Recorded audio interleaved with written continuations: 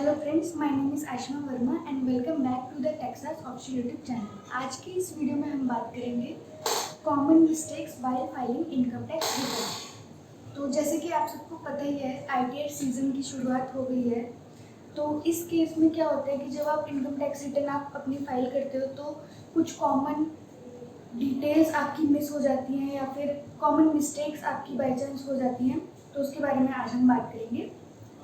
तो सबसे पहले तो इम्पॉर्टेंट ये चीज़ है कि selection of proper ITR form. जब आप अपनी इनकम टैक्स रिटर्न फाइल करते हो तो सबसे पहले आपको अपना आईटीआर फॉर्म सिलेक्ट करना होता है कि आपका आईटीआर 1 है, आईटीआर 2 है, आईटीआर 3 है या फिर आईटीआर 4 है। तो आईटीआर 1 के बारे में मैं आपको बताती हूँ। आईटीआर 1 आप जब फाइल कर सकते हैं जब आपकी सैलरीड इनकम है, पेंशन इनकम है, और आईटीआर 2 आप जब फाइल कर सकते हैं जब आपकी salary plus house property income है, कैपिटल गेन इनकम है, या फिर आपकी अदर सोर्सेज ऑफ इनकम है, जैसे कि सेविंग बैंक का इंटरेस्ट हो गया, इंटरेस्ट फ्रॉम डिपॉजिट्स हो गया, इंटरेस्ट फ्रॉम बॉन्ड्स हो गया। तो उस केस में आप अपनी आईटीआर 2 फॉर्म फाइल कर सकते हो। ठीक है। आईटीआर 3 आप जब फाइल कर सकते हो जब आपकी बिजनेस इनकम है, यानी कि आपका बिजनेस से अच्छा खासा टर्नओवर है, आपको प्रॉपर उसकी बैलेंस शीट अपनी प्रिपेयर करनी होगी बिजनेस की, कि प्रॉपर आपके एक्सपेंसेस इतने हुए, इतना इनकम आई है, इतने परचेजेस आपने किए हैं। तो उस केस में आप आईटीआर 3 फॉर्म सिलेक्ट करोगे। ठीक है। आईटीआर 4 फॉर्म आप तब फाइल करोगे जब आपकी प्रिजम्पटिव इनकम जैसे कि आप कोई प्रोफेशनल सर्विसेज देते हो, जैसे कि टैक्स कंसल्टेंसी सर्विसेज होगी, टीचिंग की सर्विसेज होगी, जैसे डॉक्टर की प्रोफेशनल सर्विसेज होगी। तो उस केस में आप भी प्रिजम्पटिव इनकम वाली आईटीआर 4 फॉर्म फाइल। सेकेंड है review of all bank statements. तो जब आप अपनी इनकम टैक्स रिटर्न फाइल करते हो तो उस केस में आप अपनी बैंक स्टेटमेंट्स रिव्यू करना भूल जाते हो, क्योंकि आपको ये लगता है कि मेरी तो खाली सैलरी इनकम है, या फिर मेरी खाली पेंशन इनकम है, हाउस प्रॉपर्टी इनकम है, कैपिटल गेन इनकम है। तो आप उस टाइम पे अपनी बैंक स्टेटमेंट रिव्यू करना भूल जाते हो कि आपके बैंक स्टेटमेंट में इंटरेस्ट भी आया होता है, सेविंग बैंक का इंटरेस्ट या फिर इंटरेस्ट ऑन बॉन्ड्स हो गया, जो कि आपको बैंक स्टेटमेंट में ही रिफ्लेक्ट हो जाता है, या फिर डिविडेंड इनकम होगी जो 26A में तो आती है, लेकिन कुछ ऐसी डिविडेंड इनकम है वो आपकी बैंक स्टेटमेंट में ही रिफ्लेक्ट होती है। तो आपको अपने जितने भी बैंक स्टेटमेंट्स हैं वो रिव्यू करना मैंडेटरी है, क्योंकि उसमें से कोई इनकम मिस आउट ना हो जाए इनकम टैक्स रिटर्न फाइल करते टाइम। तो इस वजह से non disclosure of all bank account. तो जब आप रिटर्न फाइल करते हो तो आप उस समय पे अपना एक ही बैंक अकाउंट की डिटेल देते हो, जिसमें आपको रिफंड या फिर जिससे भी आपको टैक्स वगैरह पे करना होता है, और जितने भी आपके एक्टिव बैंक अकाउंट है उसकी आप डिटेल्स देना भूल जाते हैं या फिर मिस आउट हो जाती है। तो ऐसा नहीं करना है आपको जितने भी आपके एक्टिव बैंक अकाउंट्स हैं उन सब की डिटेल्स आपको प्रॉपरली फिल करनी है आईटीआर फाइल करते टाइम। Disclosing exempt income. ऐसा बहुत बार होता है कि आप लोग अपनी टैक्सेबल इनकम की डिटेल्स तो दे देते हो कि सैलरी इतनी है आपकी, या फिर जो भी अदर इनकम से रिलेटेड जो भी डिटेल्स है वो सारी डिटेल्स को आप फिल कर देते हो आईटीआर फाइल करते टाइम, लेकिन जो एग्जेम्प्ट इनकम की डिटेल्स है वो रह जाती है, जैसे कि आपकी पीपीएफ का इंटरेस्ट हो गया, एलआईसी मैच्योरिटी हो गई, इंटरेस्ट ऑन बॉन्ड्स हो गया। तो ये डिटेल्स भी देनी ज़रूरी है। ऐसा नहीं करना आपको कि एग्जाम इनकम टैक्सेबल तो है ही नहीं तो उसकी डिटेल्स आप ना दो। तो ये नहीं करना आपको एग्जाम इनकम की भी डिटेल्स बाकायदा देनी है, जैसे आप टैक्सेबल इनकम की डिटेल्स देते हो। Miss out interest income.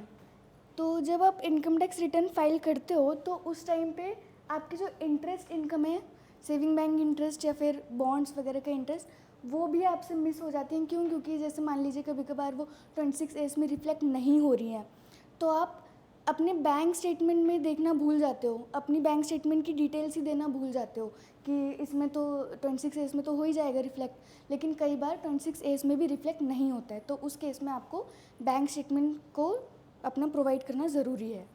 Reconciliation of 26AS, AIs and TIAs। जब आप रिटर्न फाइल करते हो तो सबसे पहला काम आपको यही करना है कि आपको 26AS इंपोर्ट करना है।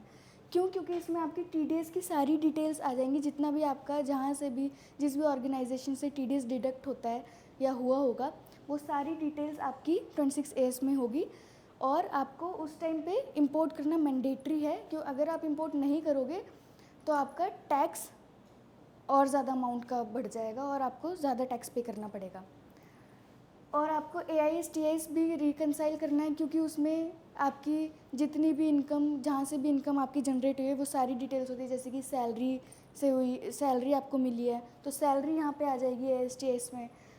और जैसे मान लीजिए रेंट रिसीव हुआ है आपको हाउस प्रॉपर्टी पे, या फिर कैपिटल गेन आपने सेल ऑफ सिक्योरिटीज़ या फिर कोई भी यूनिट्स ऑफ म्यूचुअल फंड्स की सेल की है कैपिटल गेन की, वो आपकी डिटेल्स आ जाएगी आपकी AIS TIS में। या फिर कोई सेल ऑफ इमूवेबल प्रॉपर्टी की है आपने, तो आपको 26As और AIS और TIS भी रिकनसाइल करना ज़रूरी है। Capital gain on shares, mutual funds या फिर प्रॉपर्टी। कई बार क्या होता है ना कि आप जब रिटर्न फाइल करवाते हो या करते हो खुद से भी, तो आप ये वाली डिटेल्स देना भूल जाते हो कि आपको कैपिटल गेन, मतलब आपको कुछ कैपिटल गेन भी हुआ है, ठीक है, ये डिटेल्स आप देना भूल जाते हो। तो ये ऐसा नहीं करना है आपको सारी जितनी भी आपकी डिटेल्स हैं इनकम की, या फिर जो भी इसमें लॉस भी हुआ है तो भी आपको ये वाली डिटेल्स देनी है। अगर आप नहीं दोगे तो आगे आप लॉसेस का बेनिफिट नहीं ले पाओगे। अगर इसमें लॉस हुआ है आपको, तो आप उसको अप टू 8 ईयर्स तक कैरी फॉरवर्ड कर सकते हो और आपके बिजनेस प्रॉफिट से वो लॉस सेट ऑफ हो जाएगा। इनकरेक्ट एग्जेम्पशंस और डिडक्शंस क्लेम्ड। जब आप रिटर्न फाइल करते हो तो आपको फॉर्म 16 में देखा होगा आपने कि आपको HRA रिसीव हुआ है, तो उस केस में आप अलग से अंडर सेक्शन 80GG रेंट की डिडक्शन क्लेम नहीं कर सकते। और अगर आपको मान लीजिए फॉर्म 16 में HRA रिसीव नहीं हुआ है, तो उस केस में आप रेंट की डिडक्शन जो है वो अंडर सेक्शन 80GG क्लेम कर सकते हो, लेकिन आपके पास रेंट रिसिप्ट्स होना ज़रूरी है। रेंट रिसिप्ट्स नहीं होंगी तो फिर आप डिडक्शन नहीं क्लेम कर पाओगे।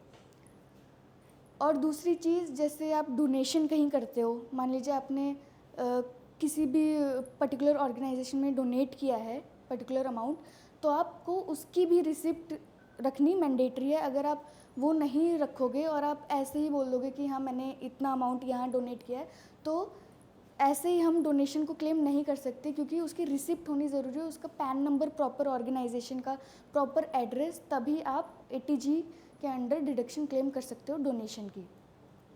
और डोनेशन में ट्रांसपेरेंसी लाने के लिए इनकम टैक्स डिपार्टमेंट ने लास्ट ईयर ही फॉर्म 10BE लॉन्च किया है, जिससे कि जब आप डोनेट कर रहे हो कहीं पे भी, तो रिसिप्ट के साथ साथ आपको वो फॉर्म भी लेना ज़रूरी है, ताकि आप प्रॉपर डिडक्शन क्लेम कर सको और अपना टैक्स बचा सको। Additional forms with ITR। तो रिटर्न फाइल करते टाइम आपको कुछ एडिशनल फॉर्म्स भी हैं, वो भी फाइल करने ज़रूरी हैं। जैसे कि अगर आप फॉरेन टैक्सेशन का रिलीफ चाहते हैं तो फॉर्म 67 आपको फाइल करना होगा उस केस में। और जैसे कि अगर आप न्यू टैक्स रिजाइम के अकॉर्डिंग अपना इनकम टैक्स रिटर्न फाइल कर रहे हो, तो उस केस में फॉर्म 10IE फाइल करना ज़रूरी है। और जैसे मान लीजिए आपको कोई एरियर्स ऑन सैलरी है, उसका कुछ क्लेम करना है अंडर सेक्शन 89, तो उसके लिए फॉर्म 10E फाइल करना ज़रूरी है। और ये सारे फॉर्म्स आपको इजीली अवेलेबल हो जाएंगे इनकम टैक्स की वेबसाइट पे। आप वहाँ पे इनकम टैक्स फॉर्म पे चूज़ करोगे, वहाँ पे फाइल इनकम टैक्स फॉर्म्स पे, तो वहाँ पे सारे सेक्शंस आपको दिख जाएंगे। Pre validation of bank account, यानी कि जब आप इनकम टैक्स रिटर्न फाइल कर रहे हो तो आपको अपना बैंक अकाउंट वैलिडेट करना ज़रूरी है। जिस भी बैंक अकाउंट में आपको रिफ़ंड चाहिए या जिस भी बैंक अकाउंट से आप टैक्स वगैरह पे कर रहे हो, तो वो वैलिडेट करना आपका ज़रूरी है इनकम टैक्स के पोर्टल पे। अगर आप ऐसा नहीं करोगे तो आपको रिफ़ंड इशू होगा ही नहीं। फिर आपको वही है कि डिपार्टमेंट के चक्कर खाने पड़ेंगे, धक्के खाने पड़ेंगे, आपको फिर रेक्टिफिकेशन फाइल करना पड़ेगा। तो इन सब झंझटों से बचने के लिए कि बेटर ही यही है कि आप पहले ही प्री वैलिडेट कर दो अपने बैंक अकाउंट को इनकम टैक्स पोर्टल पे। अदर इम्पॉर्टेंट डिस्क्लोजर्स, यानी कि जैसे मान लीजिए आपके पास अनलिस्टेड शेयर्स हैं, उसकी भी डिटेल्स देनी आपको ज़रूरी है। जैसे फॉरेन एसेट है आपके पास या फॉरेन बैंक अकाउंट है, उसकी भी डिटेल्स आपको देनी ज़रूरी है। या फिर कोई अदर बॉन्ड्स है, वो भी डिटेल्स आपको इनकम टैक्स फाइल करते टाइम देनी ज़रूरी है। अगर आप ये सब डिटेल्स नहीं दोगे तो आगे को आपको नोटिस वगैरह भी आ सकता है, जिसकी वजह से आपको एडिशनल टैक्स पे करना पड़ेगा या फिर इंटरेस्ट या फिर पेनल्टी पे करनी पड़ेगी। Not reporting income of the last job, जैसे मान लीजिए एक ही फाइनेंशियल ईयर में आपने एक जगह काम किया, उसके बाद आपने अपनी जॉब स्विच कर ली है, तो जिस जगह आपने जॉब स्विच की है ना, तो वहाँ का भी फॉर्म 16 देना ज़रूरी है। अगर आप ये वैसे डिटेल्स 26A में आ जाएंगी, लेकिन कई बार क्या होता है ना कि 26A में भी ये डिटेल्स नहीं आती हैं, तो उस केस में आपको फॉर्म 16 भी देना पड़ेगा। या फिर फॉर्म 16 नहीं है आपके पास तो पे स्लिप्स दे दीजिए, या फिर बैंक स्टेटमेंट में तो सैलरी रिफ्लेक्ट हो ही जाएगी आपकी, वो दे दीजिए। Not reporting interest received on income tax refund, पिछले साल की आपने ITR फाइल की अपनी, उस पर जो रिफ़ंड मिला है ना आपको, उस पर इंटरेस्ट ऐड होके मिला है। क्यों?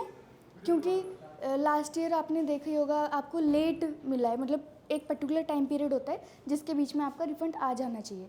अगर उसके बियॉन्ड आपको रिफ़ंड क्रेडिट होता है आपके बैंक अकाउंट में, तो उस पर इंटरेस्ट ऐड होके होता है, और जितना इंटरेस्ट ऐड हुआ होगा ना, वो इनकम भी आपको इस साल अपने टैक्सेबल इनकम में शो करनी पड़ेगी। फेलियर टू वेरीफाई ITR, आपने इनकम टैक्स रिटर्न तो अपनी फाइल कर दी, लेकिन वेरीफाई करना भूल गए। ये अगर आपने वेरीफाई नहीं किया ना, तो आपकी रिटर्न इनवैलिड हो जाएगी, मानी ही नहीं जाएगी कि आपने रिटर्न इस ईयर की रिटर्न फाइल की भी है। इसका टाइम पीरियड होता है कि आपने जैसे आज रिटर्न फाइल किए तो आप विदिन 30 डेज़ अपना वेरीफाई कर लीजिए। वेरीफाई नहीं करोगे तो आपकी रिटर्न इनवैलिड हो जाएगी, आपकी सारी मेहनत बेकार हो जाएगी। कुछ भी आपको ना ही रिफ़ंड क्लेम होगा, और जो भी आपने टैक्स भी पे किया होगा तो उसका भी कुछ भी बेनिफिट नहीं मिलेगा। Not keeping evidence of deductions claimed in ITR, इसका मतलब कि जैसे कोई भी आप डोनेशन कर रहे हो या फिर कोई भी आपको डिडक्शन क्लेम करनी है, उसका एविडेंस नहीं है आपके पास, जैसे कि डोनेशन किया आपने, उसका एविडेंस नहीं है आपके पास, रिसिप्ट ही नहीं है, तो आप क्लेम नहीं कर सकते डोनेशन का डिडक्शन। ठीक है। अगर आपने इन्वेस्टमेंट किए, जैसे मान लो LIC वगैरह कुछ है आपकी, या मेडिक्लेम वगैरह, इसका भी प्रूफ आपके पास नहीं है, तो आप उसकी भी डिडक्शन क्लेम नहीं कर सकते, फिर आपको वही है एक्स्ट्रा टैक्स वगैरह पे करना पड़ेगा। तो सबसे ज़्यादा ज़रूरी यही है कि आपको एविडेंस रखना है, रिसिप्ट रखनी है। ऐसा नहीं है कि आपने वो चीज़ कर दी तो बस छोड़ दिया और एविडेंस रखा ही नहीं है, एविडेंस को फेंक फाक दिया। ऐसा नहीं करना, आपको एविडेंस प्रॉपर रखना है आपको डिडक्शन क्लेम करने के लिए, ताकि आपका टैक्स कम बने, या फिर अगर रिफ़ंड आ रहे तो रिफ़ंड ज़्यादा से ज़्यादा बने। ठीक है। तो ये कुछ कॉमन मिस्टेक्स थी जो मैंने आपको बताई। जब ITR हम फाइल करते हैं तो कभी कभार मिस आउट हो जाती हैं, या फिर बाय चांस मिस्टेक्स हो जाती हैं यूजुअली, तो ये आपको ध्यान में रखनी है ITR फाइल करते टाइम। और सबसे पहले जब भी आप अपना रिटर्न फाइल करें, तो सबसे पहले आप अपनी ईमेल ID और फ़ोन नंबर ज़रूर चेक कर लें कि वो सही है, वो एक्टिव है कि नहीं है। ठीक है। उस पर ही आपको अगर रिफ़ंड हो रहा होगा आपका, तो आपको उस पर ही मैसेज आएगा कि आपका इतना रिफ़ंड है। तो ये सारी मिस्टेक्स आपको नहीं करनी है इनकम टैक्स फाइल करते टाइम। आगे से आप अगर इनकम टैक्स फाइल करवाना चाहते हैं तो आप हमसे कनेक्ट कर सकते हैं। अगर आपको ये वीडियो पसंद आए तो लाइक करें, शेयर करें और हमारे चैनल को सब्सक्राइब करें।